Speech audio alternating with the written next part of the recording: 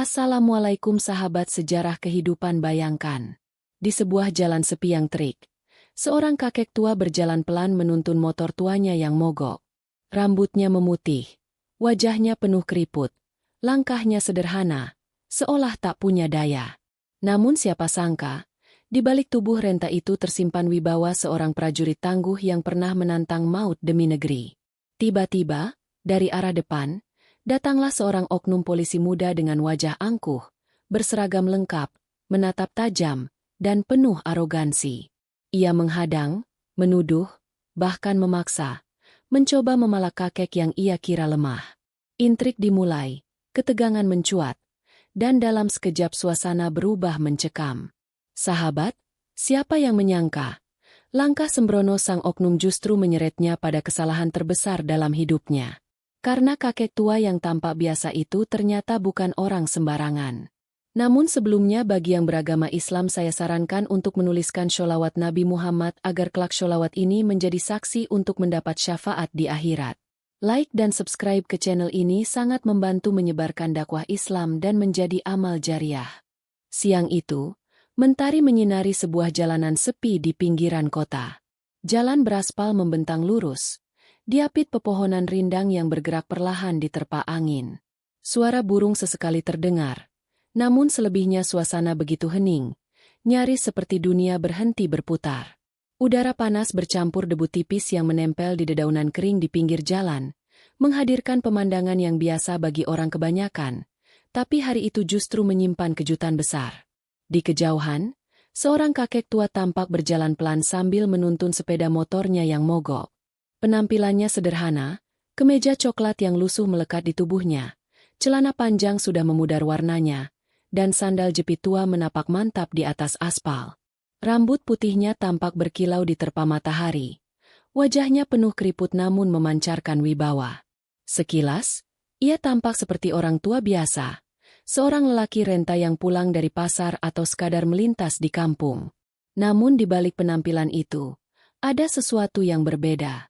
Sorot matanya tidak biasa, tenang namun berwibawa, seolah ada kekuatan yang tersembunyi. Tangannya yang menggenggam stang motor tampak berurat, kuat dan kokoh, berbeda dengan tangan orang tua kebanyakan. Ia terus melangkah tanpa tergesa, penuh kesabaran, seakan sudah terbiasa dengan kerasnya hidup.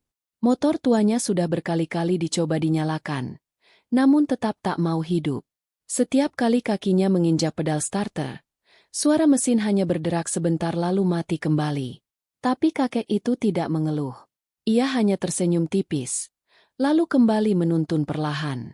Seolah mesin yang membandel bukanlah hal yang pantas membuatnya marah.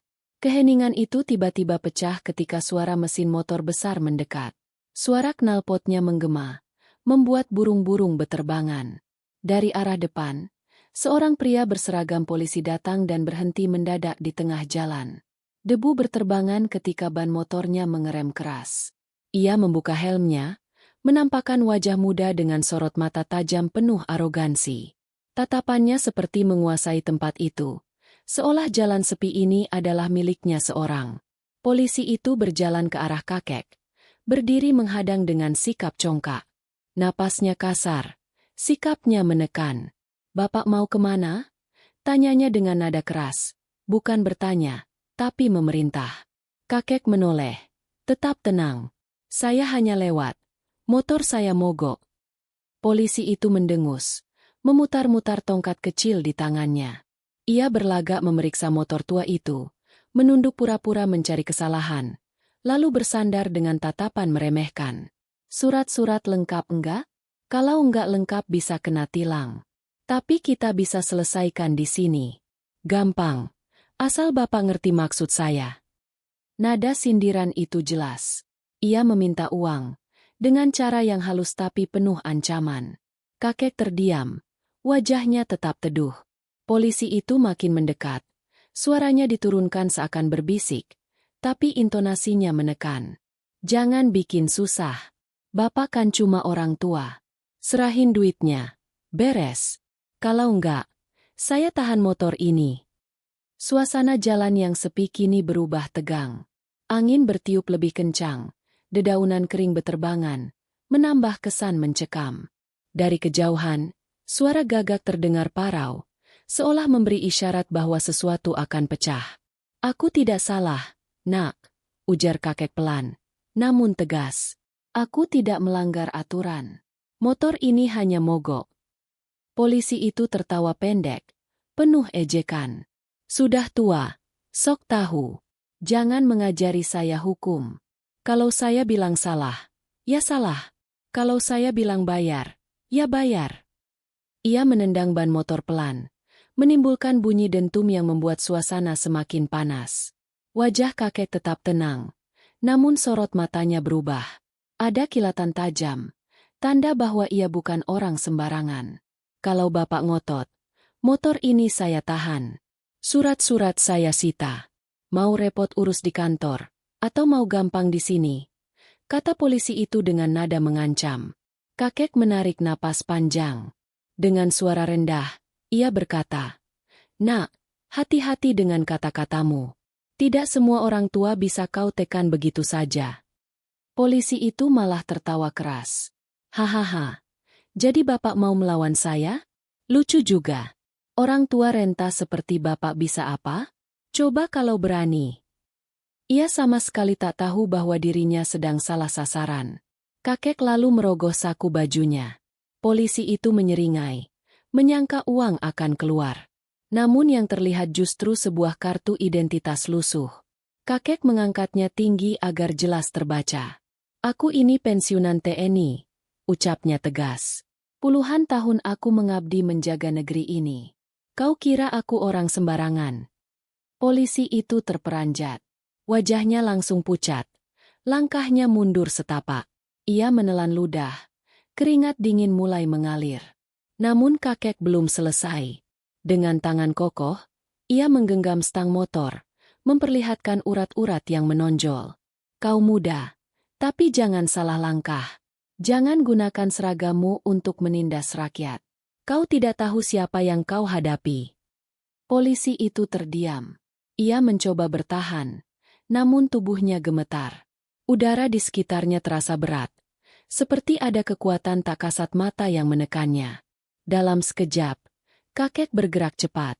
Tangan polisi yang memegang tongkat berhasil dikunci dengan satu gerakan sederhana.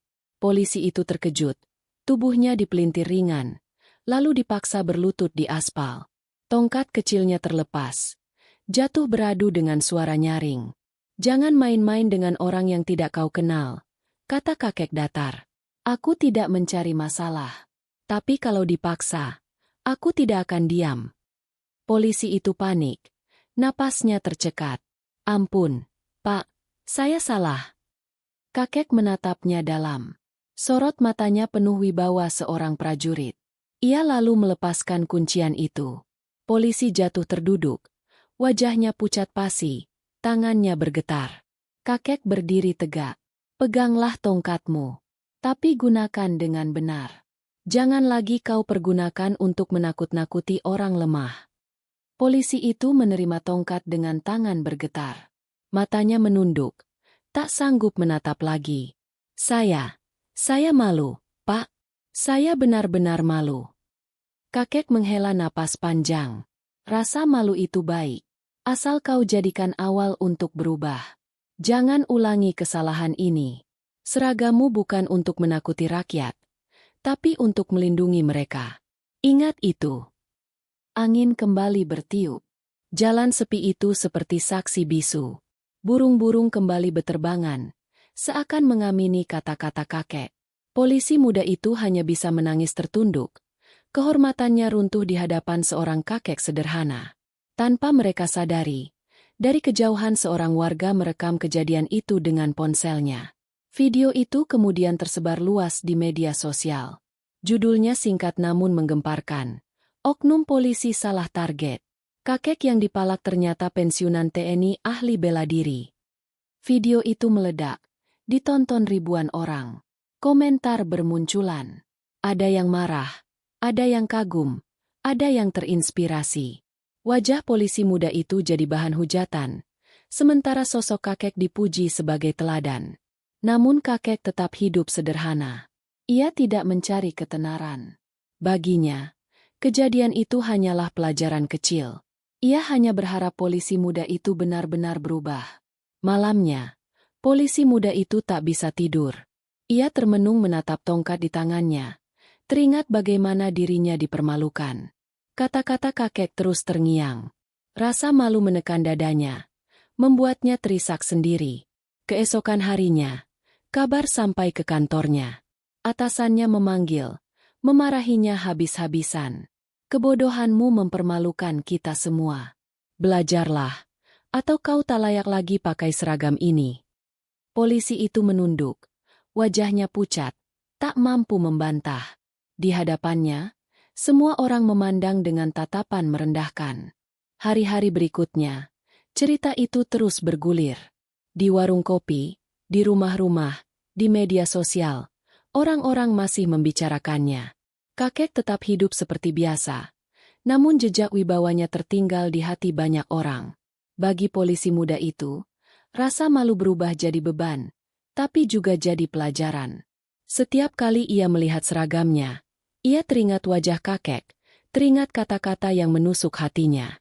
Sejak saat itu, ia tahu, seragam bukanlah kebanggaan jika sikap tak sejalan. Dan di jalan sepi tempat kejadian itu, angin masih berhembus, daun-daun masih berguguran. Jalan itu menyimpan kisah tentang seorang kakek sederhana yang ternyata seorang mantan prajurit, tentang seorang aparat muda yang salah target, dan tentang pelajaran berharga yang tak akan pernah ia lupakan sepanjang hidupnya.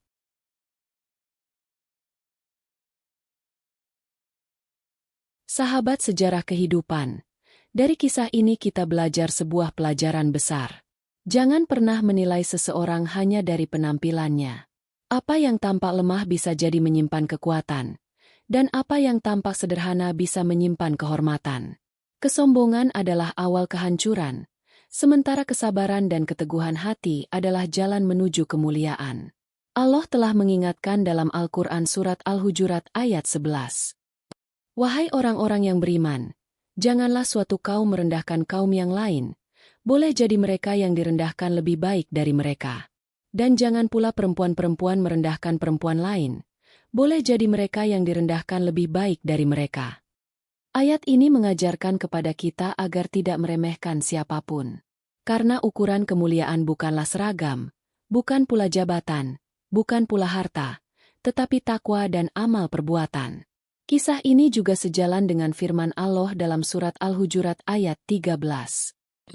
Sesungguhnya yang paling mulia di antara kalian di sisi Allah adalah yang paling bertakwa. Maka marilah kita tanamkan dalam hati, jangan pernah bersikap sombong dan jangan menggunakan kekuasaan untuk menindas. Karena kehormatan sejati lahir dari sikap rendah hati, keadilan, dan kasih sayang kepada sesama. Sahabat, bila hari ini kita merasa lebih kuat, lebih tinggi, atau lebih berkuasa dari orang lain, ingatlah, bisa jadi orang yang kita remehkan adalah lebih mulia di sisi Allah. Dan setiap kesalahan yang kita lakukan akan kembali pada diri kita sendiri. Semoga kisah ini menjadi cermin kehidupan, agar kita selalu menjaga sikap, menahan diri dari kesombongan, dan berbuat baik kepada siapa saja tanpa memandang rendah. Saya pribadi memohon maaf apabila ada tutur kata dalam kisah ini yang kurang berkenan di hati para sahabat sekalian. Semoga Allah senantiasa membimbing langkah kita, memberi kekuatan dalam kebaikan, dan menjauhkan kita dari sifat zalim serta kesombongan. Wassalamualaikum warahmatullahi wabarakatuh.